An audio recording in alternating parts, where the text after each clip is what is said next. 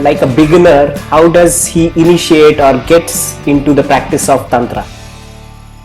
Yeah, that's a very good question. That's important for. It depends on, but I would just give a very practical thing. Start preparing your body, because body is the vehicle that will actually take you to experiences. And when I say start preparing your body, it means see if your energy is flowing in your body freely from toe to the head to the toe. Full body energy flow is needed. And we sometime when we live in a certain kind of fragmented life, like for example you're working on office, or you don't have enough space in the house to do exercise or something, then our body cannot flow, energy cannot flow in the body. So if somebody wants to come into Tantra, they were actually recommending before to go into yoga, so that you can have full body energy flow. So Tantra, yoga and Ayurveda were combined together. So in today's life, if you want to start with your body, have a regular practice of energy flow. It can be Tai Chi, Qigong, yoga, martial art, breathing exercises, Osho meditations. So let your body be fluid energetically. That will help you a lot. That's one thing. And once you feel full energy body flow, your sexuality will start giving you messages and they start guiding you. So, for example, when your energy starts flowing in your whole body, you're more ecstatic and happy because there's a flow in life. You may move into dancing afterwards, and that's your tantric initiation. So after full body energy flow, you might be becoming enjoying dancing, ecstatic dance, five rhythm dance, contact dance. That's your initiation into Tantra. And once that happens, then you want to say, okay, now I want to go into sexual exploration. I have enough awareness. Then you find a teacher or a practice with your lover, or if you're alone, you find a workshop somewhere, and then you go into that workshop and present your amazing fluid body, your conscious state of mind, and then go into sexual experiences. And the more easily you go into this experience, the more easily you come out of it. You go as an explorer and you come out as a lover. Then you just want to be with one woman, and then you want to go deeper into intimacy and this amazing ecstatic experience with a partner where there's a trust and a union, and so on and so forth. So preparing your body, full energy flow, following the joy of your heart, and third, then when you're ready, you start having sexual practices of Tantra. So, Namaste, Swami Anahata ji. I am like a practitioner of some of the techniques that you teach, and I really admire your beautiful teachings. Very grateful that you are giving us time for me to ask you a few questions. I would start by requesting you if you can please tell a little about yourself so that we get to know you more. Thank you, Aditya, for your appreciation, because I feel this energy that comes through appreciation motivates me to continue to do my own work on myself and then share from that space. So I was born in India in a small town, and from the very childhood, um, my upbringing was in a poor family, so there was a lot of pain and suffering and struggle. And I feel that that created a foundation for me to take life more sincerely. And that's how just the education in the school was not enough for me to get out of that pain, that loneliness, that anxiety and struggle. Therefore I was always inclined to find out the meaning of life, and that whole uh, fire that was in the childhood brought me to the space where I am right now.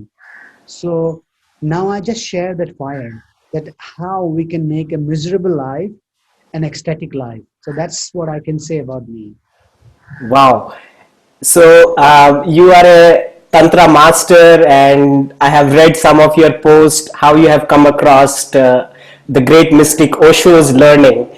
So how did you come across, like what made you come to Tantra? It's just that the whole structure, the social structure in India is such that either if you don't marry, then you cannot have any connection with the feminine or woman. And that was very, very excruciating pain was in the body, because there was so much energy and desire to know woman, to know the feminine energy. But at the same time, even in the school, we were separated. Like women were sitting on one side and men sitting on other side. So that way, I wanted to know, like, I don't want to get into a big commitment before I know somebody. So that was the leading factor. And then I heard that Osho community has a lot of people from all over the world, and there I could actually meet people.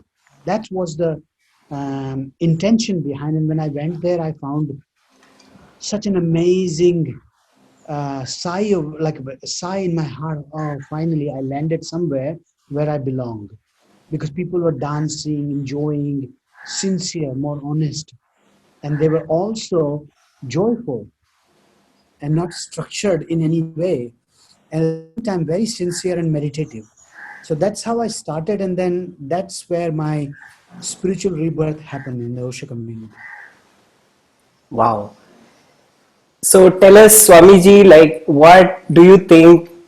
Like for me, I feel that this is the time for India also to come out of that small box where we are hidden in our gender and sexuality, and there's a lot of suppression. And even whatever clients I work with, they face this suppression. So how can India get into that? How can we Indians come out of the box? What is required at this moment? I feel like that India already got the clue because it's already happening. I see more and more. When I was last time in Delhi Metro, I saw a young couple. They were just holding each other even in the metro. So I was so happy and joyful that if there is a feeling to embrace each other, they were doing it and not anybody was looking at them. They just look at one time and then were just. So I feel that India already has reached to that space. Maybe it is in the metro city, not in a smaller city or village. So number one thing, what I personally find is that everybody has to take individual responsibility. We cannot expect that the education system will change overnight, or the cultural system will change, or the religious patterns will change. The individual has a power and authority to change himself without breaking the law, without breaking the law. That's how I see it, because you don't want to attract unnecessary attention, which will stop your process. So it's an inner journey. The moment you know that you are confined in a box, whether it is spiritual, educational, or cultural, the first thing is to recognize it. The moment you recognize it that I'm in a box, half journey is completed, because now the brain is start seeking resources, right teacher, book, friend circles, and gurus. Whatever is on your way, just take help and support from that for your inner transformation. And that way, if we can create a small um, impact or effect around us, that people can see the person who is not in the box by their eyes, by the way they walk. There is a certain kind of joy and grace in them, even in the middle of the marketplace. So I feel it's going to be an individual effort, plus supported by friends, lovers, teachers, masters. Wow. So it starts with the internal, it's an inner journey. It starts with the inner journey. Yeah, I think this is where the box is not actually outside, because India is quite big enough. But the box is somewhere fit inside. It is like a chip has been installed, and that chip gives us permission to do certain things and doesn't allow us to do certain things. That chip, we need to recognize where that chip is and how it is guiding my life. And then to reprogram or deprogram ourselves inside from that matrix or chip. So according to me, the matrix is not outside. It is inside installed a chip, which is controlling our behavior or our expression. So I feel my own journey has been to understand that chip. Whenever the voices are coming, I would take a distance from that voice and then see whether it is possible to go against that voice, which is already inside, just for an experiment. And then you can see there's a lot of joy starts coming when you once you can break your strong habitual pattern. A lot of energy is released, and that give you motivation to continue more. And I found the moment you have done few steps freeing yourself from the box, you start seeing few more friends who have also freed themselves from the box, and they join together. Maybe you attract a lover of that sort of thing, or maybe a teacher or a book is coming. So first you have to take steps, and then the support starts coming, and that's how it this journey can be a mind-blowing adventure. So beautiful. And why it is so important to look into our sexuality when the inner growth is concerned? Why is it important? The simple fact is that we come from sexual energy. So at the very core or the seed, the desire which produced our body is sexual. When my mother and father was attracted to each other and they wanted to spend time together in a sexual union, that's how my seed was created, form was created. So by very nature, if I want to make some changes on the foundational level, we need to understand the sexuality. We cannot put it aside and start talking about God, existence, nature, and all other thing, and this is under the carpet. I'm not saying that you have to actively dig out all the sexual thing. No, but whenever, sorry, recognizing that I am a sexual being is an important step. I'm a sexual being. I'm made of sex, and I need to honor what is nature is asking, intending to me. Just like a farmer, try to understand the law of rains, soil, and cultivation. Same way, a person needs to find out the law of sexual energy. And that education should be given to each and every one of us so we don't go schizophrenic about asking to the wrong places and got some kind of misconceptualize or modernize ideas about it. I can understand my own sexual energy. Therefore, it is important because we are made of it. So you mentioned law of sexual energy. Like, so can you tell us what is the law? It is not a universal law, or it is not a like a law that applies to everybody the same way. It is very very individual because the situation where my conception happened was very unique. My mother and father may be different, and which place of the earth I was actually was conceptualized, everything will. Therefore sexual energy also has a certain principle for each and every one of us. Therefore we have very different kind of sexual habits, sexual style, and different way of being satisfied sexually also. It's very different. We have different body parts which are more aroused than other body parts. So what I say is it's an individual approach. Something can be said very universally that we are attracted to this energy. That's one thing, that everybody is attracted to it, whether in a healthy way, unhealthy way, whatever we call it, but there is attraction towards it. One. Second thing is that the moment we give our attention to sexual energy starts to grow. And that's a fear sometimes, that we don't want to give so much attention because then it grows and we are not being given education how to handle a, a growing sexual energy. So it grows. Third thing that I can say about sexual energy, that it functions in a male body differently and in a female body differently. So there are three layers of sexuality. One is the biology, which can be defined uh, very vaguely, because Masters and Johnson in 70s, they did a lot of research, you might have heard about it, that they actually wired a couple.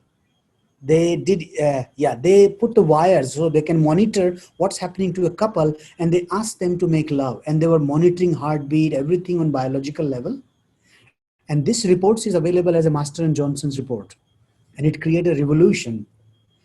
And so those things are monitored about sexual behavior of human being. What is the highest peak of arousal? How many arousals can be possible in one love making, and blah blah blah. So that's a biological level that can be defined. Then comes the more mysterious part, which is psychological level, and it is as vast as ocean. And you can go as deep as shallow into that. And third step, of sexuality comes the spiritual aspect of it. That's where the Tantra comes into place. So I can talk a lot, but I will say like basic things can be said that we start from biology because that's naturally given. Then the couple, the lovers, start understanding the psychology of sexuality also, and that's where a lot of therapies, healing, and support is needed. And once that part is lived fully, then person starts to move into spiritual sexuality, which is tantra. So tantra is also quite a misinterpreted word, especially I'm talking about India. People run away from the word tantra. So in very layman term, can you explain what tantra is? It is unfortunate that the place where it was born, where it was thriving, who actually produced this geniuses, right now has gone so far away from this teaching that we are actually running away from, as you said. If I say in the layman terms, the what tantra is, I would say exploration of your body, sexuality, psychology, and spirituality. So tantra means the tools. So it is actually provides you an exploration of your body, mind, heart, soul, emotions, and psychology. Now it is not layman term, but I would say there is no other way we can define, because everything become technical, masculine, feminine. So I would say explorations of your own body, energy, psychology, and spirituality. And is tantra for everybody?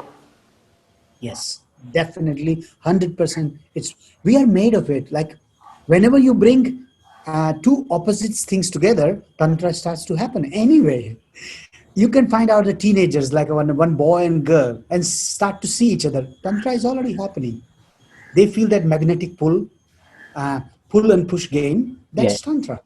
They are feeling that magnetism. When an old man and an old woman is walking on the beach holding hands, that's tantra. At that time, when the life is lived, the gravitation is not so strong between them, but still the holding hand, the warmth, touching each other is tantra. So you can start from very wild sexual attraction to a sublime ecstasy of love experience. This is all tantra. So everybody is tantric, whether they know it or not. So it's such a beautiful phenomenon which is so common. But why do we want to hide it? Like what got wrong? Like you said, it was born in India, and now we are trying to run away from it. So what got wrong? Like where did we miss? I don't know the whole history, but what I can sense with the modern man, and it's similar prototype of the person who was there 3,000 years ago as well. So I can just visualize what would have happened and what has been happening. So one thing is that Tantra is based on freedom and responsibility. This is two poles of it: freedom and responsibility. So some people who were sexually suppressed, they actually heard only the word freedom. They did not hear the word responsibility, because freedom, which is not coming with a responsibility, is not a freedom. It's like a bondage. So those people jumped into tantric exploration. They were suppressed. They didn't know their responsibility. So therefore, they started going into a direction which had no responsibility, licentiousness. So they were experimenting with certain aspects of tantra, which should not have been done in that kind of context. So, for example, if you see Khajuraho, in Khajuraho there are statues, and those statues, some statues, if you see, they are depicting almost like an orgy. Yeah? But this was not happening at that time either. It was a transmission that masters were giving. So what they would do is actually a disciple who want to be initiated into Tantra first are only allowed to sit outside the temple and watch those statues carved on the stone. And as long as he starts seeing only sexual energy, his thoughts producing sexual energy or sexuality on that thing, he has to keep sitting there outside. The day he starts seeing art, he starts seeing aesthetic, he starts seeing beauty in it, he is allowed to go inside the temple. Now, some people, when they saw, wow, this could be Tantra, let's practice it, they started using that actually into practice. And that's where they did not have master, they did not have guidance, but they just wanted to explore and experiment. And that's where it went wrong. It's just like a small example, but many things happen. And Tantra was always creating a renaissance. Then it was husked down. It went under the carpet because of this cult practices and other thing. And then again, it's revived itself because it's so powerful. And then again, it went down. So that's how it's happening. So, is there anything called a higher and a lower tantra?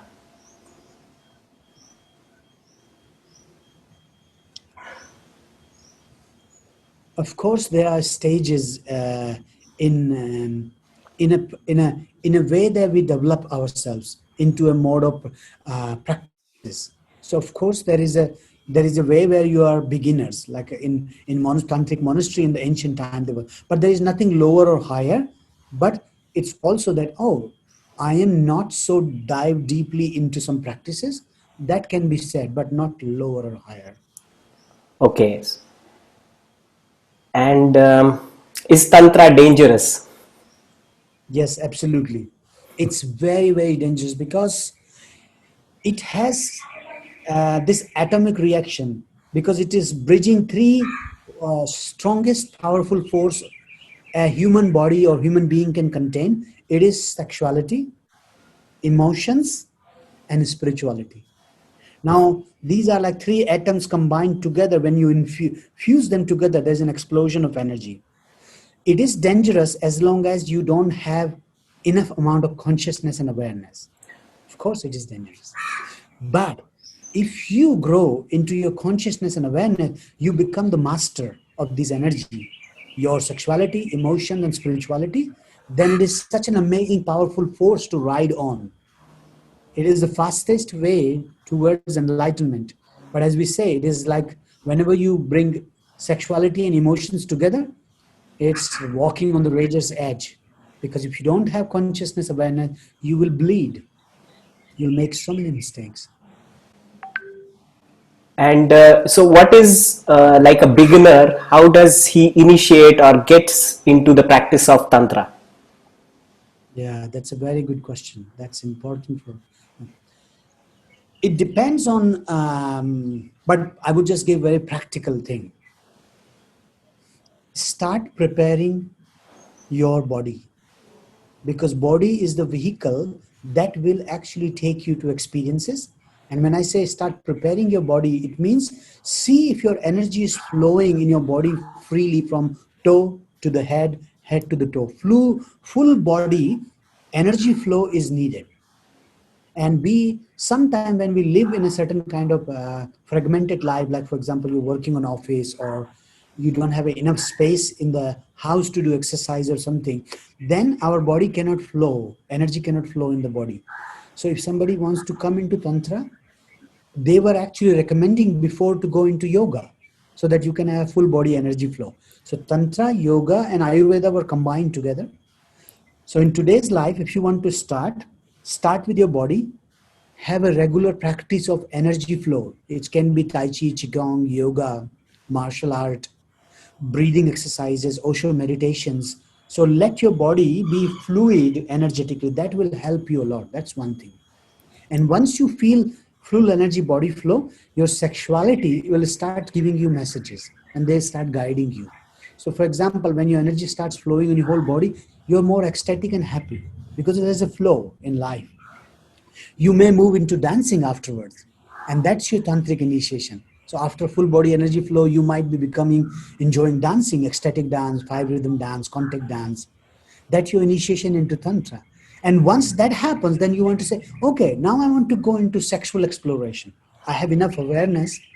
Then you find a teacher or a practice with your lover, or if you're alone, you find a workshop somewhere, and then you go into that workshop and present your amazing fluid body, your conscious state of mind, and then go into sexual experiences. And the more easily you go into this experience, the more easily you come out of it. You go as an explorer and you come out as a lover. Then you just want to be with one woman, and then you want to go deeper into intimacy and this amazing ecstatic experience with a partner where there's a trust and a union, and so on and so forth. So preparing your body, full energy flow, following the joy of your heart, and third, then when you're ready, you start having sexual practices of tantra. Right. And finally, if we want to understand the benefits of practicing Tantra, what are the benefits? So I can say, first benefit that you become more younger, because I am 49 years old and many people tells me that I don't look like 49 Yeah. years old. I look younger. So I can just say that your youth comes back because you are living your primordial uh, desires, which are so deep, and they're so healthy. So you don't have any stagnation in your body mind. So then you become younger. That's one thing. Second, you remain healthy longer. I'm not selling as a salesman, but these are a true proven fact of Tantra. Because as you might have heard about Freud say 90% of the diseases are psychosomatic, even in develop in the body. And out of those 90% psychosomatic diseases, 90% are based on sexual suppression. So when you work with tantra, you actually cut through the 90% of diseases that might happens to you. So that's the benefit. And not this is not only the advantage. The main goal of tantra is to bring you a state of awakening.